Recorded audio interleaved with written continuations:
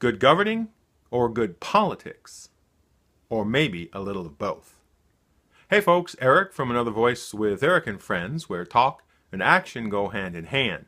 We're talking tonight about the South Carolina House of Representatives, and particularly the Speaker of the House. As you may have heard, Bobby Harrell, the long-serving Speaker of the House, 9 years he served as Speaker of the House, was indicted this last week on 9 counts of misconduct in office, misuse of campaign funds, and a number of other things. And of course, with that indictment came a suspension. He's no longer Speaker of the House. In the interim, Ray Lucas, representative from Hartsville, who was the Speaker pro tem, took over the position. Now, it's the interim position. There will be a vote probably the end of this year so that there will be a new speaker when the session begins next January. So, Ray Lucas is the Speaker of the House for a few months, and it really could be something that, you know, you just do what you have to do, the perfunctory duties. The legislature is not in session. There are, committee meetings and other things going on, so the speaker may have a few things to do. But as an interim speaker, there's not much he has to do. And so you would expect Ray Lucas to simply go along. But that's not the case. Interim Speaker Ray Lucas has done some things that make you go, maybe this guy's got something. Let me explain what I'm saying. One of the first things Representative Lucas did when he became the new speaker, interim, was to create a committee to address the Department of Transportation and our roads and bridges, particularly how we fund them and what long-term solutions we can find, and also how we can reform the Department of Transportation and the other issues with our roads and bridges. Now, that's pretty good. And here's the important thing. The committee's task is to come up with positive legislative action for the full legislature when it comes back in January. So the interim speaker creates a committee to address one of the main issues in South Carolina right now, roads and bridges. That's pretty good. But if that were not enough, this past week he created another committee. This one to look into how the House of Representatives in South Carolina does business, and in particular focus on the power of the Speaker of the House. If you know anything about South Carolina politics, one of the most powerful politicians in the state, maybe even the most powerful, is the Speaker of the House. With the weight and authority he has in the House, placing people on committee assignments, being the one responsible for the staffing of every committee, and the list goes on. He's very powerful, and many would say too powerful.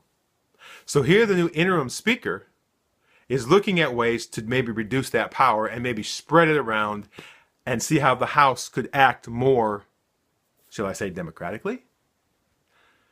So within 2 weeks, the interim speaker addresses 2 major issues in the state of South Carolina when he didn't have to do really anything. So I got kind of excited. Hey, this guy, this Ray Lucas fella, he seems like he's right on ball, and I think he might be good. This is a good governing speaker. And then my cynicism came in a little bit, and here's why. Ray Lucas is one of 3 representatives who is seeking the full-time position of Speaker of the House. Perhaps his quick action and very high-profile decisions addressing roads and bridges and the Speaker's power and how the House does business is simply a way for him to lay out why he should be Speaker of the House. Is it politics only? Is Representative Lucas just simply interested in getting the speaker job in January? Is it good governing? I'll tell you what, I think it's a little of both. And you know how we find out whether it's one of both? We pay attention to Ray Lucas.